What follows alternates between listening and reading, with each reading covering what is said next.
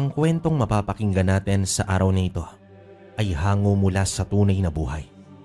Karanasan ito ni Emilio, taong 1989, lugar ng Matalum, Leyte. Nang mga panahong ito ay napilitan si Emilio na umuwi sa baryong kinalakihan niya matapos ang mahigit 10 taon na paninirahan sa syudad ng Maynila. Nasa edad 20 anyos mahigit pa lamang siya at wala pang sariling pamilya. Kaya naman ang mabalitaan niya ang pagpanaw ng kanyang abuela na katangi-tanging nagpalaki sa kanya. Walang pagdadalawang isip na agaran siyang bumiyahe pauwi ng Matalum. Kahit mahigpit siyang pinagbabawalan ng kanyang abuela na wag nang babalik sa baryong yon kahit na anong mangyari. Iwinaglit niya sa isipan ang bili na yon, lalo na't hindi din naman niya alam ang tunay na dahilan kung bakit siya nito bigla ang pinatira sa Maynila kahit na wala siyang kamag-anak roon. Ang mahalaga para sa kanya ngayon ay maabutan ang labi ng kanyang abuela kahit na sa huling sandali nito. Pagdating ni Emilio sa liblib na baryong kinatitirhan ng abuela niya, agad niyang napansin ang kakaibang katahimikan ng lugar. Ang dating baryong puno ng tawanan at sigawan ng mga bata ay tila ba nilamon na ng kalungkutan. Wala na ni anino ng mga dating kapitbahay na madalas tumambay sa tapat ng tindahan ni Aling Narsing na nasa bungad lang. Maging ang tindahan ngayon na imbis lumago, nalugmok ito at iilan na lang ang mga nakasabit na paninda. Habang naglalakad siya sa mabatong daan, papunta naman sa bahay ng kanyang abuela, pinagmamasdan niya ang paligid ng lugar. Kita niya ang mga kabahayang nakapinid ang mga bintana't natatakpan ng lumang kurtinang tela na hindi na nahahanginan sa mahabang panahon. Ang mga punong nyog na nakayuko na sa bigat ng panahon at ang mga bakas ng putik na sa tingin niya ay hindi gawa ng ordinaryong mga paa. Sa di kalayuan ay may narinig siyang tila iyak ng tuko, ngunit mahina at pahaba na parabang halos daing ito ng tao. Siguro dahil sa pagod lang. Bulong niya sa kanyang sarili habang pinupunasan ang pawis sa noo at inayos ang dalang bag na nakasukbit sa kanyang likuran. Kahit na may kadiliman na ang paligid nang dumating siya, ay tandang-tanda niya pa rin kung saan banda ang kinatitirikan ng bahay ng kanyang abuelang si Dolor. Nasa pinakagitna ito ng baryo at talaga namang lumang-luma na. Gawa pa sa kahoy na may malapad na balkonahit, ang bubungan naman ay gawa sa yero pero pinaglumaan na ng panahon. Kalawangin at puno na ng mga lumot yon. Sa may paanan ng hagdan, sinalubong siya ng malamig na simoy ng hangin at ng amoy ng insensong halatang kakagamit lang. Tanaw niya na rin ang mga tao sa loob na medyo nagkakagulo pa dahil rinig na rinig niya ang pagdidiskusyon ng iba sa mga ito. Walang pag-aatubiling pumasok na siya sa loob ng bahay. Hindi nga siya nagkamali ng makita ang iilang dating kapitbahay na kilala niya. Ngunit laking pagtataka niya, ni isa ay wala man lang nagtangkang lumapit sa kanya. Natahimik din ang mga ito na waring nagmamasid sa bawat kilos niya. Pero hindi niya na pinagtuunan pa ng pansin ang mga yon nang dumako ang paningin niya sa gitna ng silid at doon ay nakita niyang nakahimlay ang labi ng kanyang abuela. Nakasuot ng puting barot saya at napapalibutan ng kandilang halos maubos na ang sindi. Tahimik namang lumapit si Emilio. Pilit niyang nilalakasan ang loob kahit na napakabigat ng dibdib niya. Nang tuluyan na nga siyang makalapit ay hindi niya na napigilang mapaluhod sa tabi ng ataul. Lola, nandito na po ako. Mahina niyang sambit at doon nga'y tumulo na ang luha sa mga mata niya. Subalit, kahit na may iilang tao sa loob ng bahay, ay napansin niyang napakatahimik ng paligid. Tanging pagtangis lang niya ang naririnig niya. Ngunit sa mga sandaling yon, naramdaman niyang parang may kakaiba. Bukod pa sa mga mata ng matatandang nasa loob ng bahay, ay may iba pang nakamasid sa kanya mula sa labas.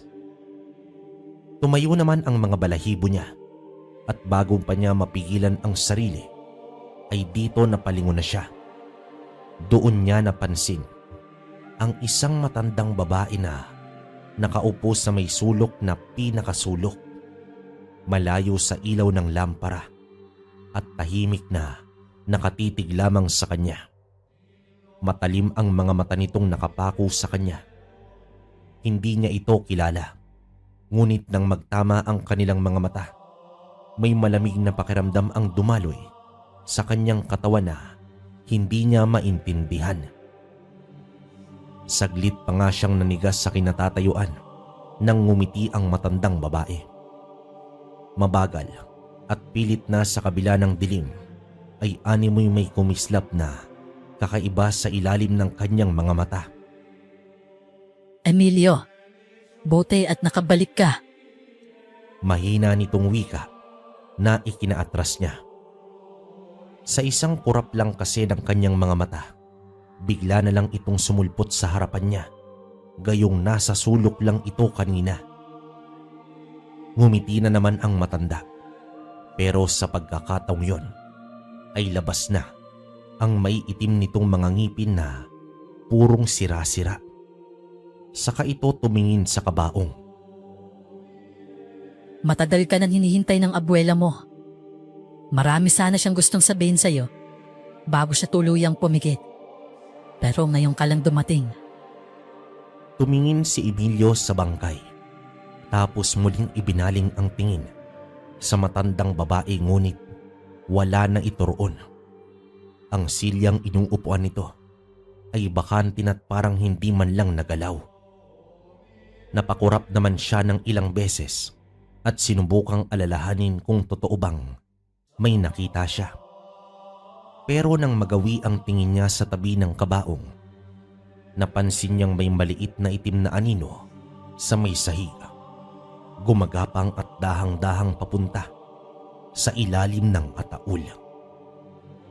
Hindi niya na pinansin yon.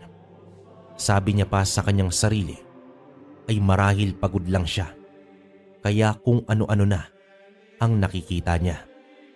Pero sa kaibuturan ng dibdib niya, may kakaibang takot na nagsimulang mabuhay. Isang takot na hindi niya maipaliwanag. Pagkatapos ng mahabang biyahe at nang biglang pagharap sa tabi ng kanyang abuela, pinilit ni Emilio na manatili muna sa tabi ng ataul ng kanyang lola.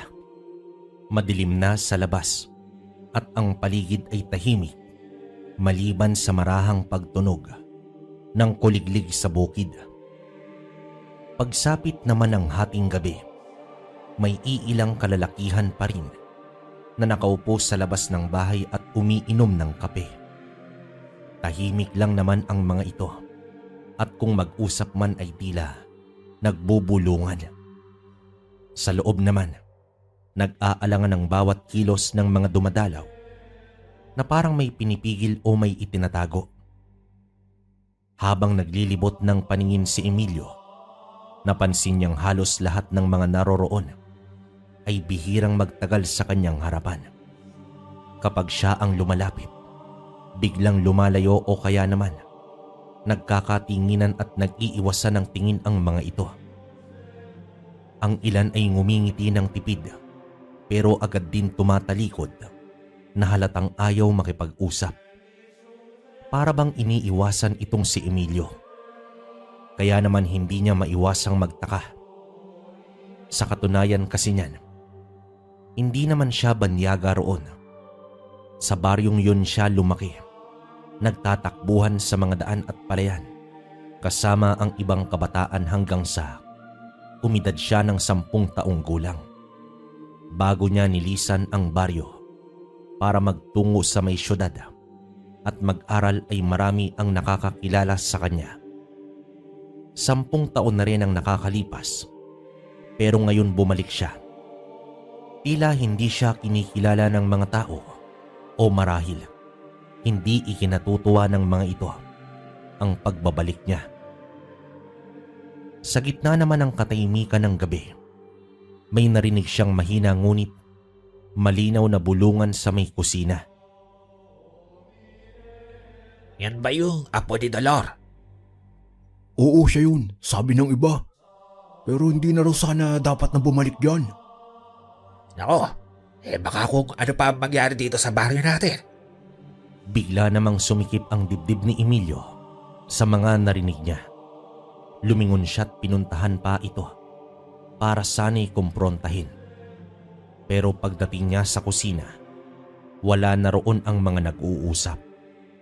Tanging isang lalaking abala sa paghuhugas ng tasa sa may lababo ang naabutan niya. Magaan ang kilos nito't tahimik na parabang hindi apektado ng bigat ng gabi.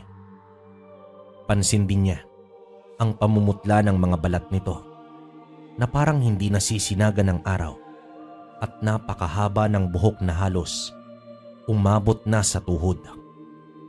Malalalim din at namamaga ang mga mata, dala siguro ng kakaiyak dahil sa pagpanaw ng kanyang abuela. Subalit sa kabila ng kakaiba nitong itsura, ay siya lang ang nagpapakita ng normal na kilos sa harap ni Emilio. Magandang gabi sa'yo. Ako si Emilio, apo ni Lola Dolor. Bati ni Emilio at pilit naman siyang ngumiti. Tumingin naman sa kanya ang lalaki sa kamarahang itong tumango at sumagot sa kanya. Alam ko. Ako nga pala si Mando. Ako ang tumulong mag-alaga sa abuela mo nitong mga huling taon. Mahinahon nitong sabi. Bahagya namang napangiti si Emilio nang sagutin siya ni Mando. Ah, ikaw pala si Mando. Lagi kang binabanggit ni Lola sa mga sulat niya noon. Baka mabuti rin bumalik ka, Emilio. Matagal ka na niyang gustong makausap. Pero hindi na siya umabot. Sabi ng binata habang pinupunasan ang kamay sa tuwalya. Natahimik naman si Emilio at umupo sa bangkitong nasa tapat ng kusina. Pinagmamasdan niya ang lalaki ng tila sanay sa bawat sulok ng bahay. Hindi ko alam kung bakit niya ako pinilit noon na lumuwas sa Maynila. Hindi man lang niya sinabi kung bakit. Tumingin lamang si Mando sa kanya at sa sandaling yon, parang nag-iba ang kulay ng kanyang mga mata. Mas naging madilim, halos parang naglalaro sa anino.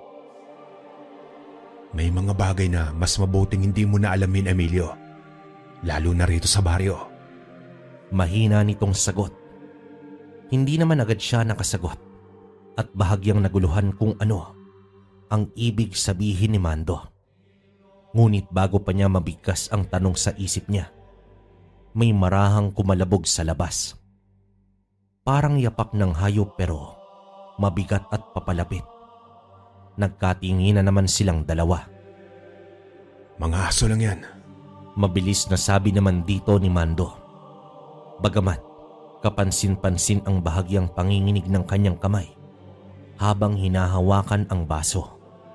Hindi ka nasanay sa mga tunog dito sa probinsya. Dagdag pa nito na ikinatango naman ni Emilio pero hindi siya totoong kumbinsido. Rinig na rinig niya kasi ang may hinang kaluskos sa may likuran ng bahay. Kasunod nun, parang may kumakaluskos sa bubong nila. Mabilis ito at parang may gumagapang. Ngunit nang lumapit siya sa bintana, tanging dilim at tila mga matang kumikislap sa malayo ang sumalubong sa kanya. Nang humarap siyang muli kay Mando, nakatayo na ito sa tabi ng kabaong ng kanyang abuela. Nakayuko at tila ba nagdadasal. Ang mga kandila sa paligid ay biglang sabay-sabay na pumaypay sa hangin na parang may dumaang hindi niya nakikita pero ramdam niya ang bigat ng presensyang dala nito. Sa sandaling yon, sa gitna ng katahimikan ng lamay, muling sumagi kay Emilio ang mga salitang huling binanggit ng kanyang abuela bago naman siya tumira ng Maynila. Huwag kang babalik dito, iho. Kahit anong mangyari, hindi ka naligtas kapag bumalik ka. Ngayon ay unti-unti niyang nararamdaman kung bakit. Pagsapit ng pangalawang gabi ng lamay ng kanyang Lola Dolor, mas kukonti na ang mga taong dumalo. Karamihan ay ang mga matatandang taga-baryo na tahimik lang na nakaupot pa ulit-ulit na nagro-rosaryo. Ang ilan, matapos makiusap ng dasal, ay agad ding nagpapaalam na uuwi na tila ayaw abutan ng hating gabi sa bahay nila. Si Emilio naman ay nanatiling gising sa kabila ng pagod sa biyahe at sa maghapong pakikidalamhati. Hindi siya dalaw-dalawin ng antok. May kung anong alon ng takot at kaba ang paulit-ulit niyang pilit na itinataboy. Tahimik naman ang lahat nun. Tanging tunog ng kuliglig at tiktik ng orasan sa dingding ang pumupuno sa katahimikan ng bahay. Ang binatang si Mando naman ay nasa may kusina, nag-aayos ng mga tasa at lampara. Minsan ay sumusulyap ito sa kanya't ngumingiti ng bahagya, saka muling bumabalik sa kanyang ginagawa. Pagpatak ng 12:00 ng hating gabi, narinig ni Emil ang kakaibang tunog mula naman sa likod bahay nila. Hindi tiktik ng butiki o kaluskos ng hangin sa dahon. Isa yung malalim na garalgal na halos parang tinig ng hayop na may dinaramdam. Mahina lang sa una, pero habang lumilipas ang ilang segundo, tila papalapit ito ng papalapit. Nagtataka naman siyang napatitig kay Mando. May naririnig ka ba, Mando? Parang may umuungol sa likod bahay. Parang... Huwag mo nang pansinin yon, Emilio. Hayop lang yan. Madalas lumapit dito kapag may lamay. May naaamoy kasi silang dugo. Agarang tugon ng binata sa kanya kahit hindi pa niya natatapos ang sasabihin sana. Pero hindi napigilan ni Emilio ang mapakunot noo dahil sa sinabi nito, kaya naman tinanong niya itong si Mando. Dugo? Anong ibig mong sabihin? Nang akmang sasagot na sana ang binata nang muli niyang narinig ang ingay. Pero ngayon ay mas malakas na ito at may kung anong kalmot sa dingding ng likuran ng bahay nila. Kasunod ay mabibigat na tunog ng mga yapak sa parte ng lupa. Hindi hayop yan. May tao sa labas. Mariing sabi naman dito ni Emilio.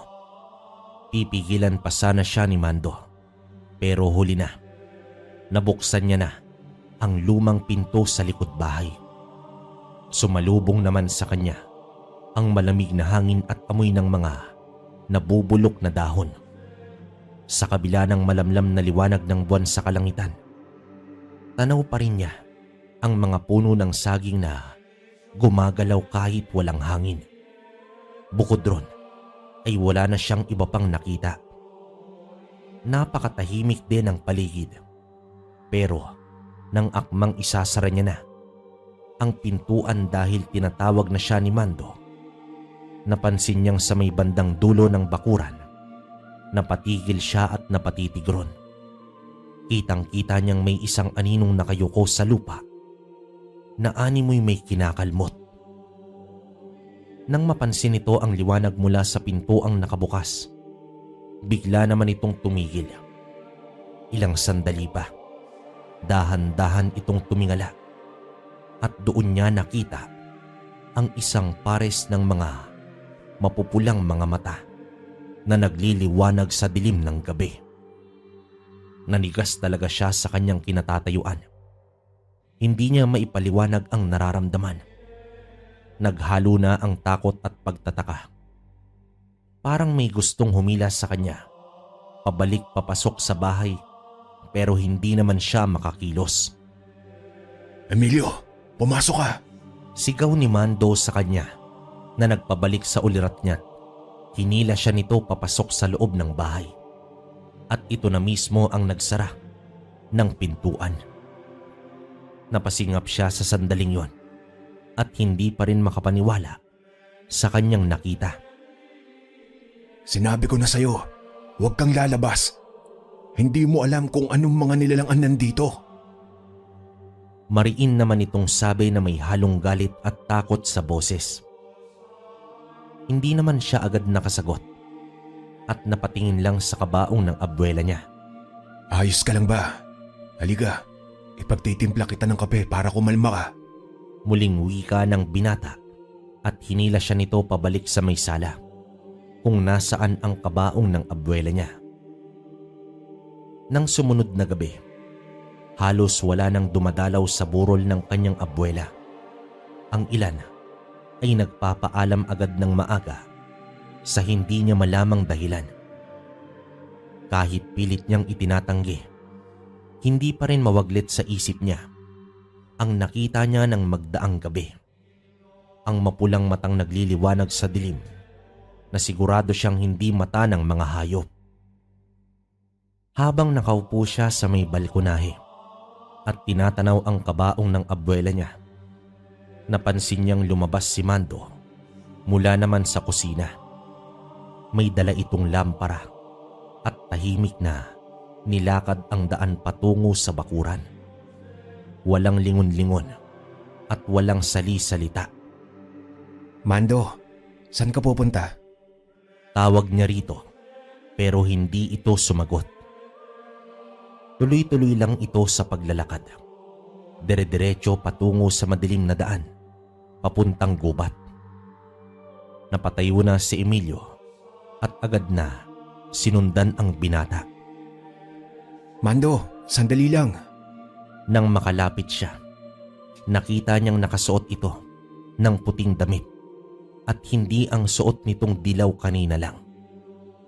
Ang buhok nito ay nakalugay pero hindi man lang yun umaabot sa bewang.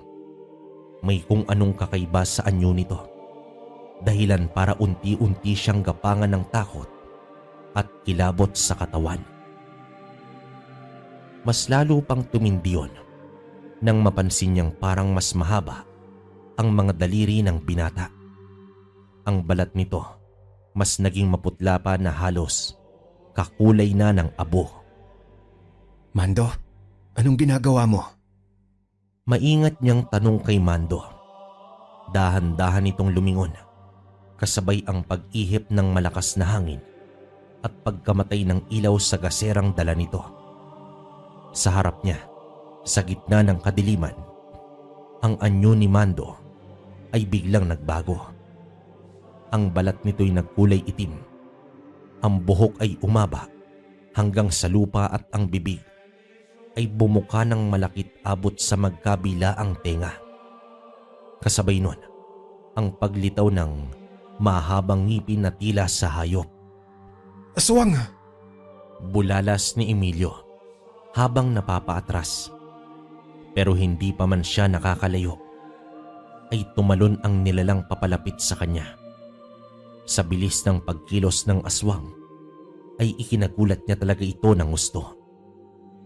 Subalit bago pa man ito makalapit sa kanya, biglang kumislap ang liwanag mula sa kanyang dibdib kung nasaan ang lumang medalyon na lagi niyang suot sa leeg.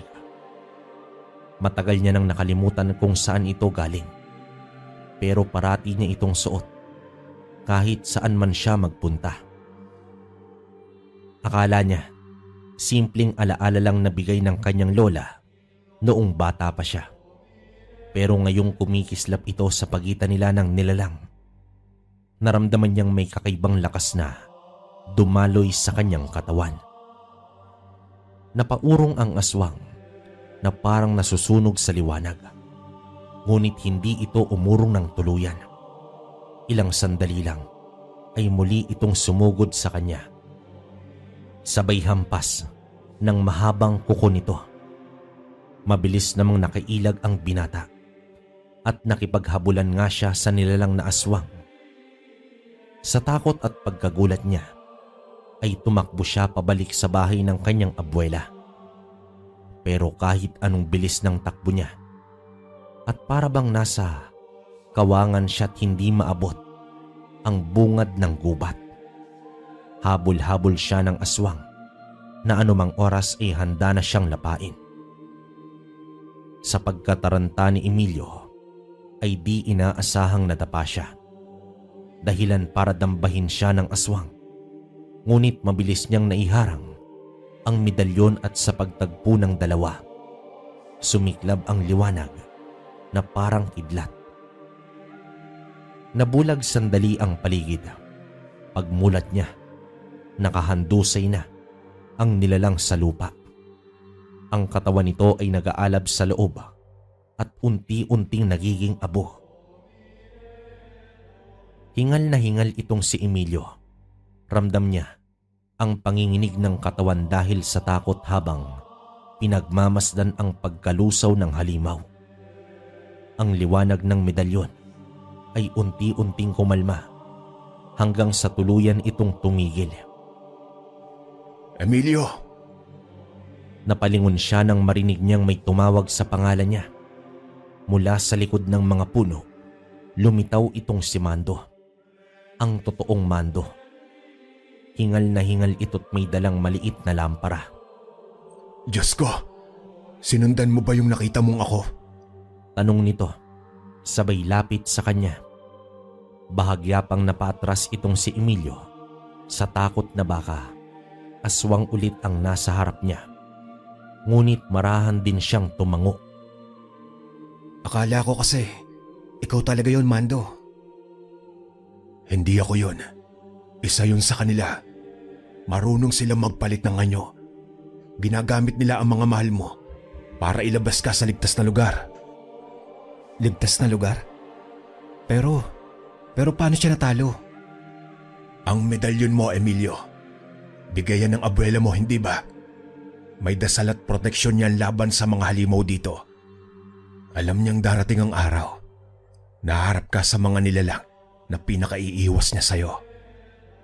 Saglit namang natahimik itong si Emilio at pilit na pinoproseso sa utak niya ang mga salitang binitawan ng binata.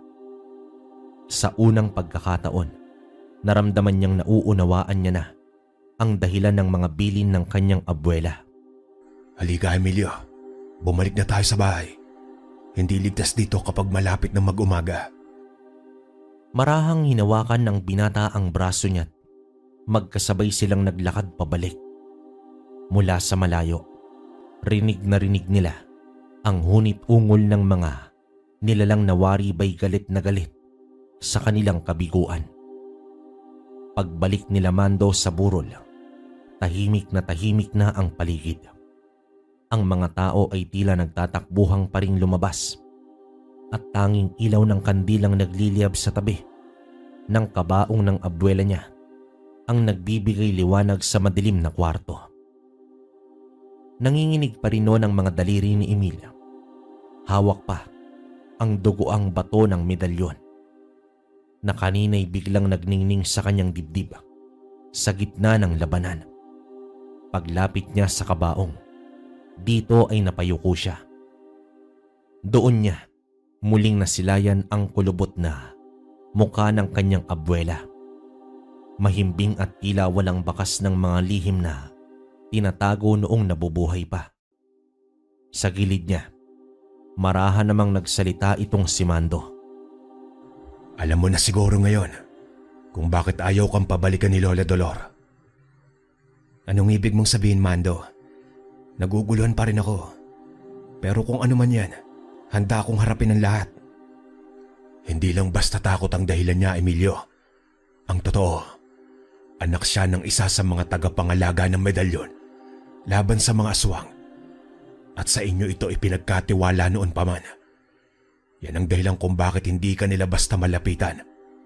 Yan din ang dahilan kung bakit pinipilit ng mga nilang na iyon na mawala ka. Natigilan si Emilio. parang biglang may mga larawan sa isip niya ang bumalik. Ang mga gabi noong bata pa siya, kung saang palihim siyang dinadala ng abuela sa likod ng bahay. Pinapahawak ang malamig na bato, saka sinasabing, Tandaan mo, apo. Huwag mong ipapakita ito kahit kanino. Ito ang magbabantay at magliligtas sa'yo. ngayon lang niya lubos na naiintindihan ang lahat. Kaya pala lahat ng mga tao rito, parang iniiwasan ako. Hindi lahat ng tao, Emilio. Ang ilan sa kanila ay hindi na tao. Matagal na mga aswang na piniling manatili dito. At ngayong wala na si Lola Dolor, alam nilang wala nang pipigil sa kanila. Si Lola ang nagpapanatili ng kapayapaan at katahimikan sa baryong ito noong nabubuhay pa siya. Kung ganoon, Mando, hindi pa ito tapos kung totoo ang sinasabi mo. Kailangan kong tuparin kung ano man ang iniwan sa akin ni Lola. Emilio, takot man ang mga nilalang naswang sa'yo. Pero tandaan mo, may iilan pa rin na maglalakas loob na patayin ka sa oras na mailibing na ang labi ni Lola. Kaya huwag ka magpakampante. Hindi ko din sila atrasan, Mando. Mula sa bintana, tanaw nila ang mga anino sa malayo. Ang mapupulang mga mata na nakabantay sa kanila, na tila naghihintay lamang ng tamang oras. Nang gabing yun din, napagpasyahan ni Emilio na pagkatapos ng libing ay hinding-hindi na siya aalis pa.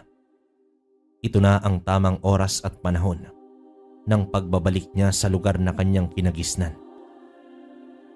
Nang mga sumunod na araw ay paisa-isa na lang ang nakikilamay sa kanyang abuela hanggang sa dumating ang araw ng libing nito. 2 na lang silang natira ng binatang si Mando. Matapos mailibing itong si Lola Dolor sa sementeryong nasa Karatig Baryo, nag-iba agad ang simoy ng hangin. 2 na lang silang magkasama ni Mando ng mga oras niyon, at ni isa sa mga kapitbahay nila ay wala nang nakipaglibing pa. Pagkabalik nila sa bahay ay sinalubong sila ng katahimikan. Sobrang tahimik na ni huni ng ibon ay wala. Para bang pati ang mga insekto ay natatakot magparamdam. Nang makapasok sila sa loob ng bahay ay hindi na sila nag-aksaya ng oras pa.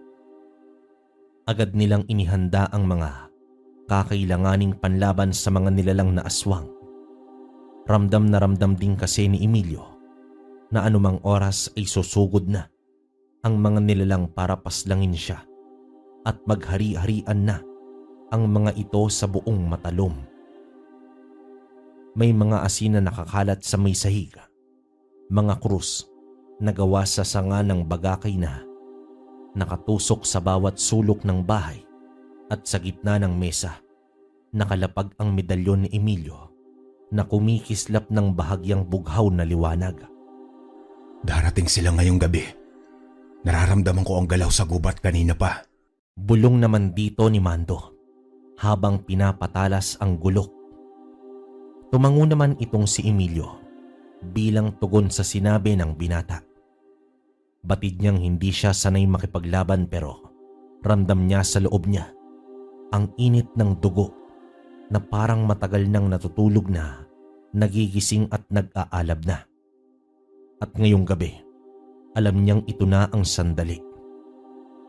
Nang tuluyan ng lamunin ng dilim ang kalupaan, kasabay nun ay ang pag-ihip ng masalimuot na hangin sa kapaligiran. Dahilan para sumabog ang apoy sa lampara.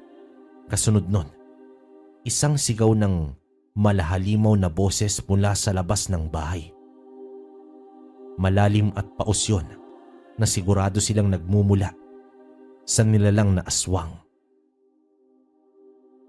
Maya-maya pa, may mga kalabog ng yabag ang nag-uunahan na makarating sa kinaroroonan nila. Emilio, nandito na sila.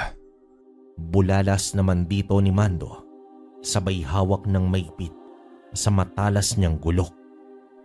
Humanda ka, Mando. Siguraduhin mong ligtas ang sarili mo at ako na ang harap sa mga animal na ito.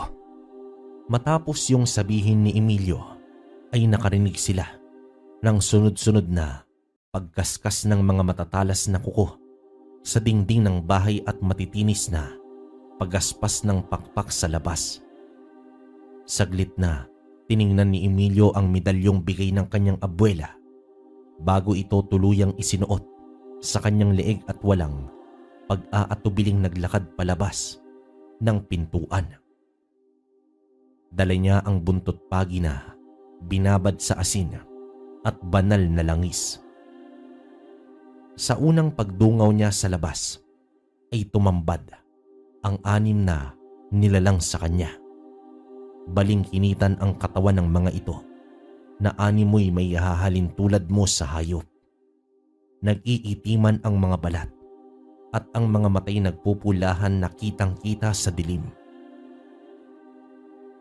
Ang ilan ay nasa bubungan nila, ang iba'y nakatayo sa lupa, nakangising nakatitig sa kanya. Ayan siya! Ang tagapagbantay ng bato! Rinig niyang wika ng isa sa mga nilalang na nasa bakuran. Makaraan lang ang ilang sandali ay biglang lumipad ang isa sa kanila. Diretsyong tumalon kay Emilio, ngunit bago pa siya malapitan ay kumislap agad ang liwanag ng medalyon sa dibdib niya. Bumugayo ng matinding liwanag na parang apoy mula naman sa kung saan. Sumigaw ang nilalang at nagliyab ang balat nito bago bumagsak sa lupa na nag-aalab. Hindi na nag-aksaya ng oras itong si Emilio. Sumugod siya't inundayan ng gulok ang sumunod na aswang. Tumama ito sa balikat at tumilapon ang mainit na dugo na tila amoy asupre. Ngunit sa halip na tumigil, humalakhak pa ang nilalang at ibinuka ang bibig. Saka nagpakawala ng mahabang dila na parang sa ahas. Emilio! Sigaw naman dito ni Mando nang muntika ng puluputan ng dila ang binata. Mabuti na lang at agad nitong naitapon sa aswang ang bote ng langis sabay sindi ng posporo. Sumabog ang apoy sa hangin at tumama ito sa nilalang. Sa isang kisap mata, nagliyab ito ng buo. Dito na sunod-sunod na dumating ang iba pa. Parang hukbo ng mga bangkay na may pakpak. Labanan ng sigaw at apoy. Pero sa bawat galaw ni Emilio ay ginagabayan siya ng kanyang medalyon. Habang si Mando, gamit ang mga binhi ng bawang at langis na nyog, ay walang takot na nakikipagbunot palitan din ng lakas sa aswang. Ngunit sa gitna ng kaguluhan ay may isang nilalang na mas malaki at mas mabagsik. Ang pinuno ng mga aswang ng matalom. May katawang tao ngunit ang ulo ay sa paniki. Napakapangit at napakapanghihilakbot talaga kung titingnan. Matagal ka naming hinintay. Ngayon, ang dugo mo ang magiging huling sangkap para mawala ang kapangyarihan ng inyong lahi. Malalim ang tinig nitong wika. Kasunod nun ay ang pagtalon nito't si Emilio sa dibdib sabay hagis sa kanya ng malakas. Tumama naman si Emilio sa pader ng bahay na ikinasira nito't duguan siyang bumagsak sa lupa. Muling sumugod ng mabilis ang pinuno ng mga nilalang. Pero bago siya nito tuluyang ginilitan ng buhay, marahas na kinuha ng aswang ang medalyong nakasuot sa kanyang leeg. Sa wakas, mapapasa akin ang medalyong ito. Anito at itinaas ang medalyon na hawak para ipagmalaki sa ibang nilalang na nasa paligid nila. Pero bago pa man ito masuot ng pinuno ng mga aswang, bigla itong nagliwanag at sa isang kisap mata, sumambulat ang malakidlat mula sa medalyon dahilan para unti-unti at dahang-dahang natupok ang pinuno ng mga aswang. Hindi mo ako mapapatay. Sigaw dito ni Emilio habang itinarak ang gulok sa dibdib ng halimaw at ilang sandali lang, bumagsak ang pinuno ng mga aswang sa lupa. Nanginig at tuluyang naging abo. Isa-isa ang mga natitirang aswang ay nagsipagtakbuhan at sumisigaw sa sobrang takot habang naglalaho sa dilim hanggang sa maiwang nakahandusay sa lupa si Emilio. Duguan at hirap sa paghinga ngunit buhay. Agad namang lumapit si Mando at inakay siya nito paupo. Tapos na ba, Emilio? Tanong dito ng binata. Tumingin lamang si Emilio sa abong nakakalat sa lupa. Para sa ngayon, oo, Mando. Pero alam kong babalik sila. At habang nabubuhay ako, hindi ko hayaang lamunin ulit ng dilim ang baryong ito. Tugon ng binata habang pinulot ang medalyon na ngayoy bahagyang pumutla ang liwanag. Tumahimik na ang paligid at ang unang liwanag ng umaga ay unti-unti nang sumisilip sa kalangitan. Ang mga abo naman ng mga nilalang ay dinadala ng hangin. Panatag na ang loob ni Emilio at Mando. Makalipas ang ilang buwan, muling nagbalik ang katahimikan sa baryo nilang yon. Ang mga gabi na dati puno ng sigaw at alulong ay napalitan ng huni ng mga kuliglig at ang hangin ay muling naging malamig. Gaya ng ipinangako ni Emilio, nanatili siya sa lumang bahay ng kanyang abuela at hindi na siya bumalik sa Maynila. Si Mando naman ay nanatili ring kasama niya. Tinulungan siya nitong ayusin ang bahay, magtanim ng mga halamang gamot at minsan ay bumibisita sa mga tao sa baryo. Sa kabila ng lahat ng bilin ng kanyang abuela na wag na siyang babalik pa sa baryong yon, pero ang pagbabalik niya naman ang naging sanhi para magkaroon ng panibagong tahimik at payapang bukas ang mga normal na taong naninirahan doon. Wakas. Okay, so hanggang dun lang yung storya natin, no? Medyo nakakabitin, pero para sa akin napakalakas nung tanga na medalyon ni Emilio. Yun nga lang hindi nabanggit kung anong uri ng medalyon, saka hindi rin nabanggit kung anong aswang, pero yung lugar alam naman natin na marami ng storya patungkol sa ganun. Hindi ko lang din alam kung bakit hindi lumalaban yung mga taga-lugar nila Emilio, di ba? Pero wala tayong magagawa. Yun yung pinadalang storya. Tapos yun nga pala, gusto kong batiin yung mga members ng channel natin. Si Jesbit Gregorio, salamat. Si Brenda Canyel, salamat din. Mitch Montejo. Si Maria Victoria. Gemma Rose Dayaron. Saka yung isa na hindi ko mabasa yung pangalan, no. Special thanks sa kanila, no. Babatiin ko rin yung mga nagko-comment sa comment section natin kasi matagal na tayong walang shoutout. At yung sinasabi ko sa inyo na next upload magsha-shoutout na tayo. Iisa-isayin ko. Binabati ko si Heidi Panigsahin, si Ma'am Lisa, Jenny Gopio, salamat. Ma'am Eda Mistad, Tina Kayabyab from Canada, salamat. Isabel Cortez, Josephine Miso, si Diana Halasan from Davao City, salamat. Arlene Cools, Besa, salamat madam. Si Ma'am Cheryl, Julio Cesar Dacasin, salamat kabaryo. Si Brain Omega na matagal na nating solid to, no? Since day one. Si Arnel Abergas, salamat din. Ma'am Inday Samante, Emil Bautista, Arturo Dalumambon, yon. So bumalik ulit si boss. Gerson Amar, Ma'am Mary Gro Sarceno, salamat. Goody Suzuki, yan. Elsa Constantino, salamat ma'am.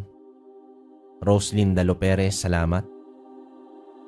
Si Dominador Gragasin, salamat. Ricky Conde, si Boss Charlun Rolan, yon. So ito yung Last upload natin tapos ito naman yung latest. Babasahin ko rin yung iba. Si Mario Samon from Puerto Princesa City. Solid kabaryo. Salamat, salamat. Ma'am Marilu Matsuda from Japan. Salamat din. Si Bebs Hortado from Hong Kong. Salamat. Romel Anglit. Salamat. Evelyn Fall. Salamat din po. Richard Villaruz, taga Ilocos Norte. Salamat.